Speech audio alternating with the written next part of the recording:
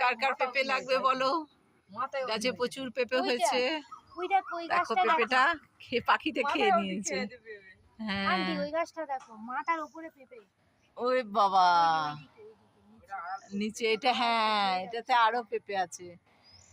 কার কত কেজি পেঁপে লাগবে বলো শুধু? এই দেখ ওইটাতে, ও মা কাঠবিড়ালি গুলো দেখো, দেখ দেখ দেখ, ওলে বাবালে, ওলে বাবালে, আয় আয় আয় আয় আয় আয় আয় আয়, খাবি পেঁপে খাবি? যাচ্ছে পেঁপে খাবে। এই তো পাকা পেঁপেটা,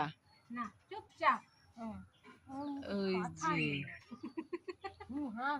কিছু বলবে